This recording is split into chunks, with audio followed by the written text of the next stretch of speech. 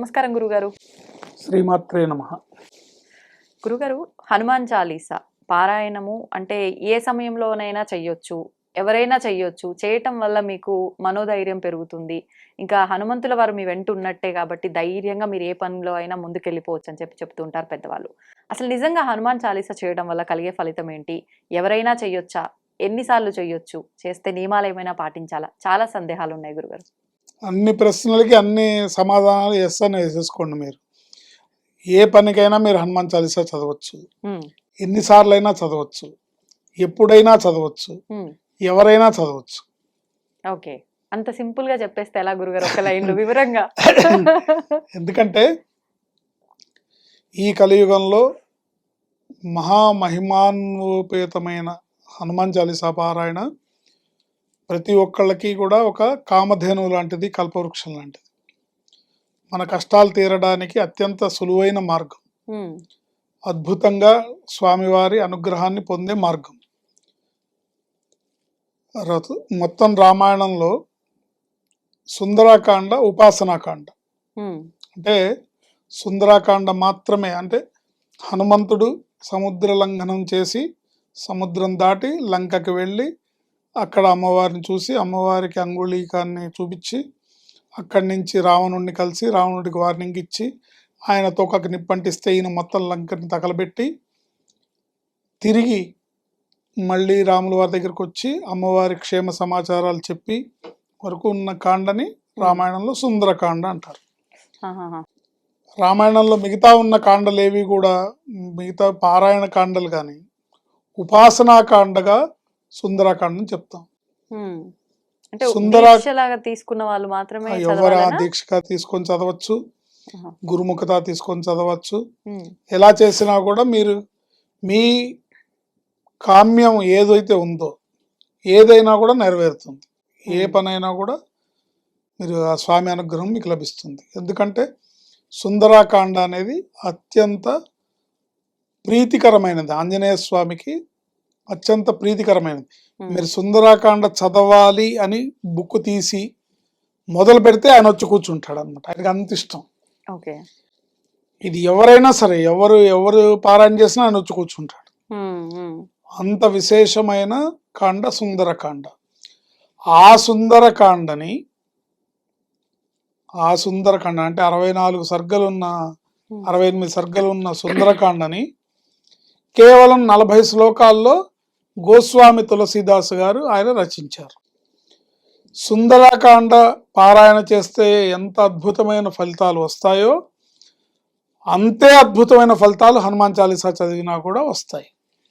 కనుక ప్రతి ఒక్కళ్ళు కూడా ప్రతినిత్యము కూడా పారాయణ చేయదగిన స్తోత్రం ఏదైనా ఉంది అంటే అది హనుమాన్ చాలీసా.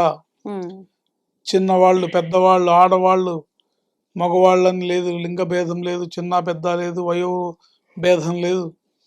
ఎవరైనా సరే 100కి 100 పాళ్ళు హనుమాన్ చాలీసాని పారాయణ చేయడం ద్వారా ఈ కలియుగంలో మానవులు పడుతున్న కష్టాలు, ఈతి బాధల నుంచి రక్షింపబడతారు అనేది ఖచ్చితంగా చెప్పచ్చు.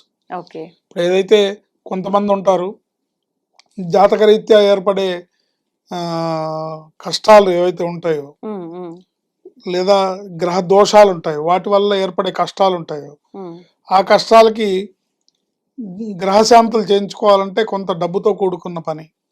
గ్రహాలకి జపాలు చేయించుకోవాలన్నా, వాటికి దానాలు, హోమం, తర్పణం ఇవన్నీ చేయాలన్నా కొంత ఖర్చుతో కూడుకున్న పని. ఇలాంటి ప్రక్రియ నేను చేయించుకోలేను, నాకు డబ్బు అంత ఇదిగా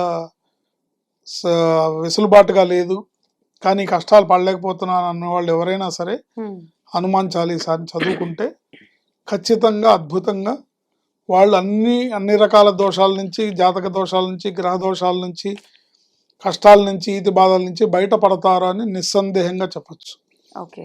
ఇంకా ఒక దీక్షగా రోజుకు 11 సార్లు చేసేవాళ్ళు ఒక మండలం కాలం పాటు, అంటే 41 రోజులు ఎవరు హనుమాన్ చాలీసా చదివినా మీకు ఎటువంటి కష్టమున్నా ఆ కష్టాన్ని ఆంజనేయ స్వామి తీరుస్తాడు అంటారు.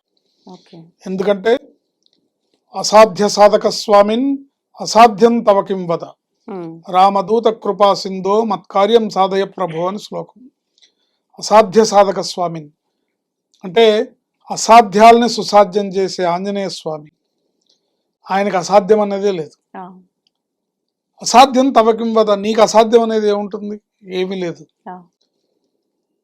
రామదూత, ఓ రామదూత, ఓ కరుణామయుడ, ఓ కృపాసింధు, ఓ కృపాత్మక, మత్కార్యం సాధయ ప్రభు, నా పనిని చేసి పెట్టవయా స్వామి అని అడిగితే ఆయన ఏ పనైనా చేసి పెడతాడు.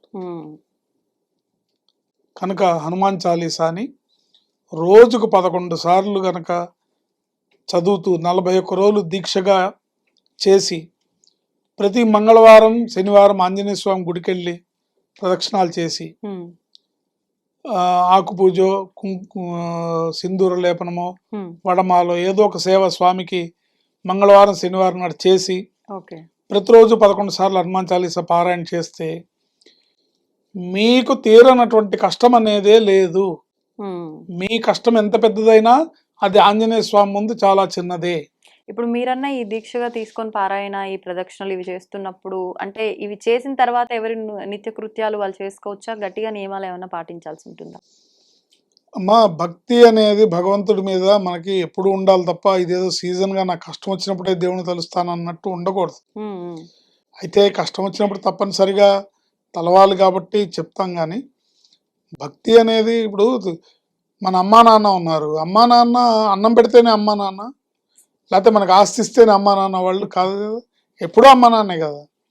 అట్లాగే భగవంతుడు కూడా ఎప్పుడూ నిత్యం ఒక విధి విధానంతో నీ సమయం పరిమితి ఇచ్చినంత సమయం ఎంత ఎంత పర్మిట్ చేస్తే అంత సమయం, 10 నిమిషాలు, పావు గంట, అరగంట, మీకు ఎంత టైం కుదురుతుందో అంత టైం మనం ఒక నిత్యం ఒక అలవాటుగా పెట్టుకొని భగవంతుడిని ప్రార్థిస్తూ నీకు నచ్చిన శ్లోకాలు, నీకు నచ్చిన స్తోత్రాలు చేసుకుంటే అది ఎప్పుడు మనకి తెలిసి తెలియని కష్టాల నుంచి మనని కాపాడుతుంది, రక్షిస్తుంది.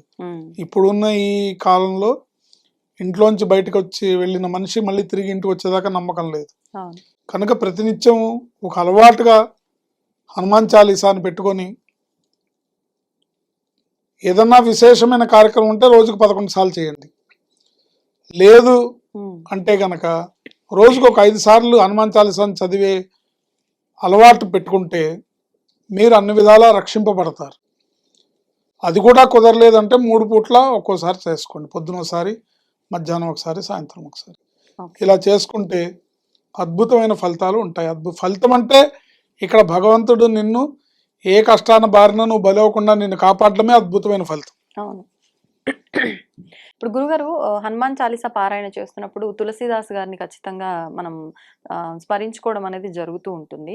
అయితే చాలా మంది అంటూ ఉంటారు, ఇక్కడ తులసీదాస్ గారి పేరుకి బదులుగా ఎవరైతే పారాయణ చేస్తున్నారో వాళ్ళ పేరు ఏమైనా చెప్పుకునే అవకాశం ఉందా అని చెప్పి కొంతమందిలో సందేహం ఉంది.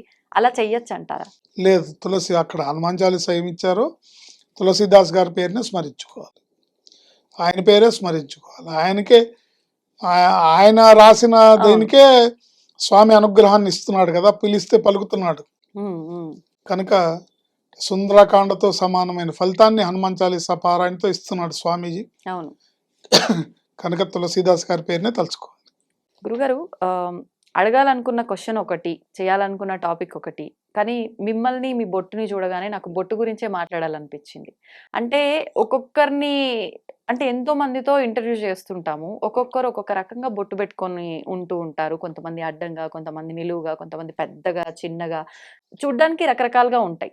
మీ బొట్టు కూడా ఇప్పుడు చాలా పెద్ద సైజులో గుండ్రగా, కొంచెం కూడా వంకర లేకుండా, అండ్ మీరు పైన కూడా ఇంకొక బొట్టు పెట్టుకున్నారు. ఈ పైన బొట్టు అయితే లేడీస్ పాపిట పెట్టుకోవడమే చూసాము, కానీ మీరెందుకు పెట్టుకున్నారు? అసలు బొట్టు పెట్టుకునే విధానాలు ఎన్నున్నాయి? బొట్టు పెట్టుకునే విధానాన్ని బట్టి కూడా మన లైఫ్ డిసైడ్ చేయబడుతుందా? దాని గురించి. తప్పకుండా. ఈ పైన పాపిట్లో పెట్టుకునేది అనేది ఊరికే నేను అట్లా అమ్మవారు పెట్టుకుంటుంది కదా అని నేను పెట్టుకున్నాను అంతే. దానికి అంటే ఈ విధానం ఏం లేదు. కానీ బొట్టు అంటే తిలకము, తిలకం అనగానే మన వాళ్ళు ఐటెక్స్ తిలకం అనుకుంటారు.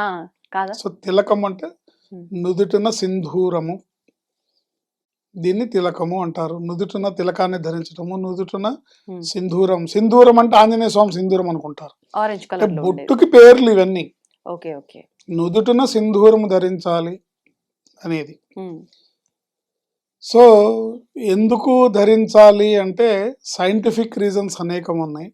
కానీ మన హైందవ మత సాంప్రదాయంలో ముఖ్యంగా స్త్రీలుకి పంచమాంగళ్యాలు ఉంటాయి. ఈ పంచమాంగళ్య ధారణ అనేది వివాహిత స్త్రీకి అవి మంగళకరమైన అంశములు, మంగళకరమైన విషయాలు, మంగళాన్ని అంటే శుభాల్ని చేకూర్చేటటువంటి విషయాలు. ఉమ్. కాలి మట్టెలు, చేతికి గాజులు, ముక్కు పుడక, మెళ్ళో మంగళసూత్రాలు, నల్లపూసలు, నుదుటిన తిలకము, ఉమ్.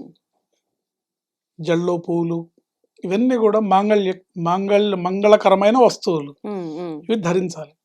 సో అమ్మవారిని పూజించేటప్పుడు, అమ్మవారిని ధ్యానించేటప్పుడు హైందవ మత సంస్కృతిని అనుసరించి మనం ప్రతి స్త్రీ కూడా వివాహిత స్త్రీ అందున పునిస్త్రీ అంటే సుమంగళిగా ఉన్న స్త్రీ తప్పనిసరిగా నుదుటిన బొట్టుని ధరించాలి. ఉమ్. స్త్రీ పురుష భేదం ఏం లేదు, కానీ స్త్రీలు ఖచ్చితంగా ధరించాలి బొట్టుని. అదే మీకు భర్త ఉన్నాడా లేదా అనే దానికి గుర్తు అనమాట. ఉమ్. పూర్వకాలం ఒక స్త్రీని చూడంగానే ఆవిడ నుదుటిన బొట్టు ఉంటే ఆవిడ సుమంగళిగా ఉన్నట్టు, ఆవిడ భార్యాభర్త సంసార జీవితంలో ఉన్నట్టు లెక్క. ఆహా. నుదుటిన బొట్టు లేకపోతే ఆవిడ విధవ స్త్రీ కింద, అంటే వైధవ్యాన్ని అనుభవిస్తున్న స్త్రీ కింద గుర్తు. ఓకే.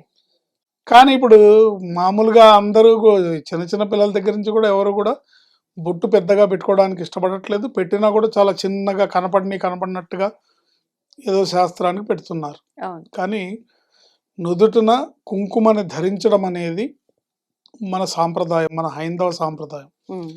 మనం భగవంతుని నమ్ముతాము కానీ సాంప్రదాయాన్ని నమ్మము అంటే ఎట్లా? అవును. మనకి ఏదన్నా కష్టం వస్తే భగవంతుని నమ్ముతాము. ఇప్పుడు చాలా మందిని చూశాను, లలితా సహస్రనామ స్తోత్ర పారాయణ చేయడానికి సామూహికంగా అందరు కలిసి పారాయణ చేస్తారు. గుళ్ళోకి వెళ్ళి అమ్మవారికి దండం పెట్టుకుంటాము, అమ్మవారి సన్నిధిలో లలితా సహస్రనామ పారాయణ చేస్తాము. కానీ శాస్త్ర ప్రకారం చేయకుండా,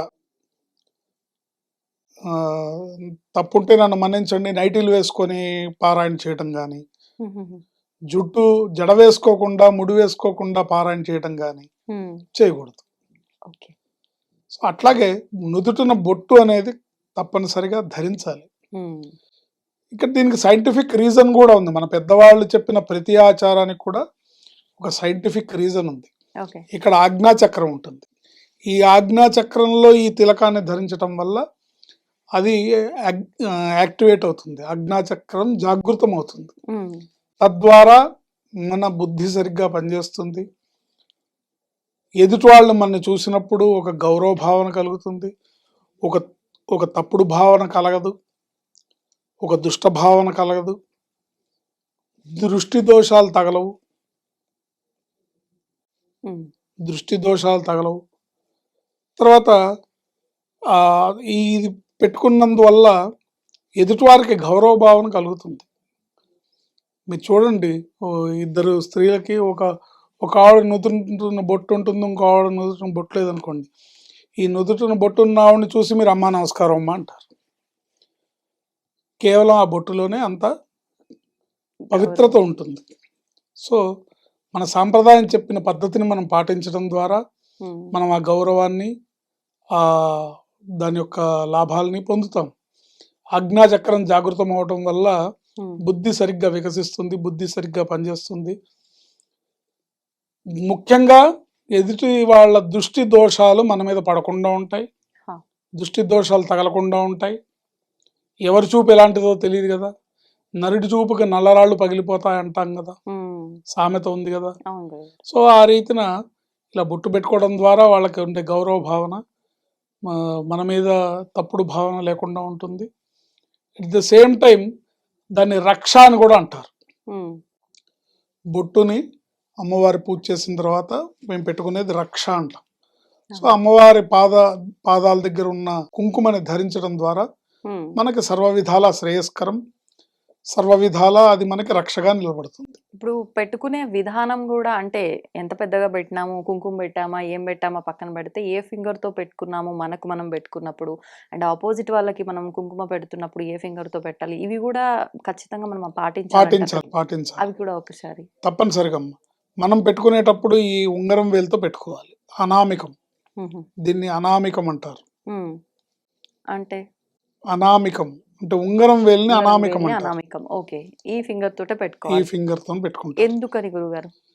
అంటే ఇది అనామికం, అంటే దీంతో ఏ పనైనా చేయొచ్చు, అంటే బొట్టు పెట్టుకోవచ్చు. ఇప్పుడు ఇది ఉందనుకోండి, మధ్యవేలు ఉందనుకోండి, ఈ మధ్యవేలు శని భగవానుడికి అధిపతి, సో దాంతో పెట్టుకోకూడదు. ఇదేమో తర్జని, ఇది కేవలం ఎదుటివాడిని వేలెత్తి చూపించడానికి తప్ప ఎందుకు పనికిరాదు. తర్జని, ఓకే, అర్థమైందా? అందుకని ఉపాసకులు అమ్మవారి పాదాల దగ్గర తిలకాన్ని ధరించేటప్పుడు చిటికిన వేలుతో ధరిస్తారు. మిగతా వాళ్ళందరూ కూడా అనామికంతో ధరిస్తారు. ఎదుటి వాళ్ళకి పెట్టేటప్పుడు మీరు బొటన వేలుతో పెట్టచ్చు. ఓకే. ముత్తైదు స్త్రీలకి ఒక స్త్రీ ఇంకో స్త్రీకి బొట్టు పెట్టేటప్పుడు ఈ బొటన వేలుతో బొట్టు పెడతారు. ఇప్పుడు ఒకరు ఆపోజిట్ వారికి బొట్టు పెట్టినప్పుడు వాళ్ళు వెంటనే రిటర్న్ లో వీళ్ళకి మళ్ళీ బొట్టు పెడతారు. అలా పెట్టొచ్చు అని కొంతమంది అంటారు, పెట్టొద్దు అని చెప్పి కొంతమంది అంటారు. అసలు పెట్టొచ్చా? ఒకరు పెట్టచ్చు, పెట్టాలి, సాంప్రదాయం అది. ఓకే. ఇప్పుడు ఒక ఆవిడ మీకు బొట్టు పెడుతోంది అంటే అర్థం ఏంటంటే మీరు సుమంగళిగా 10 కాలాలు ఉండండి అని ఆవిడ కోరుకోవడం అన్నమాట. ఓకే. బొట్టు పెట్టడం అంటే, ముత్తైదు స్త్రీకి బొట్టు పెట్టడం అంటే అర్థం ఏంటంటే, అమ్మా నువ్వు ముత్తైదుగా 10 కాలాలు ఉండు అని దీవించినట్టు, ఆశీర్వదించినట్టు, కోరుకున్నట్టు. మరి మిమ్మల్ని ఆవిడ బాగుండాలని కోరుకున్నప్పుడు ఆవిడ కూడా బాగుండాలని మీరు కోరుకోవాలిగా, మీరు బొట్టు పెట్టాలి. ఇప్పుడు నా విషయమే మీరు చెప్పారు కాబట్టి, నాకన్నా వయసులో చాలా పెద్దవారు అయినప్పటికీ నేను రిటర్న్ లో వాళ్ళకి బొట్టు పెట్టాల్సి పెట్టచ్చు. ఓకే. ఎవరికైనా బొట్టు పెట్టచ్చు. అందులో బొట్టు పెట్టకూడదు అనేది ఏం ఇక్కడ శాస్త్రం లేదు. ఇప్పుడు ఈ బొట్టు కూడా చాలా మంది అంటే నించోబెట్టే పెడుతున్నారు. వెళ్ళిపోయే ముందు తీసుకొచ్చి అలా నించున్న టైంలోనే అలా నించొని పెట్టడం కరెక్ట్ అంటే నుంచోనే పెడతారు జనరల్ గా. నుంచోనే బయట అంటే వెళ్ళబోయే ముందు, ఇంటికి వచ్చిన అతిథి వెళ్ళబోయే ముందు బొట్టు పెడతారు. అంటే ఓన్లీ బొట్టు పెట్టడం అయితే అలా పెట్టచ్చు. కొంతమంది తాంబూలం కూడా ఇస్తారు, లేదా రౌకెల్ బట్ట ఇస్తారు, లేదా చీర జాకెట్ బట్ట పెడతారు. అలాంటప్పుడు కూర్చోబెట్టి ఇవ్వాలి. ధన్యవాదాలు గురుగారు. ఆయుష్మతి. And for more videos, please subscribe to iDream. Please subscribe to iDream. Please subscribe iDream. And please subscribe to iDream. For more videos, subscribe to iDream. please like, share and subscribe to the channel. Congratulations, iDream. Subscribe to iDream. Subscribe to iDream. So subscribe to iDream Media.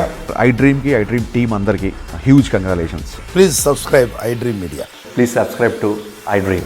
Subscribe iDream. Please subscribe to iDream. iDream అంటే నా కళల ఛానల్ను subscribe చేసుకున్న నోరు తిరుగుతలేదు, మీరైతే గంట గుర్తు కొట్టండి. For more such videos, please subscribe to iDream. Subscribe to iDream. Please subscribe to iDream. Please subscribe iDream Media. Please do subscribe to iDream. Please subscribe to iDream Media. For best entertainment and information, please subscribe iDream. And don't forget to subscribe to iDream.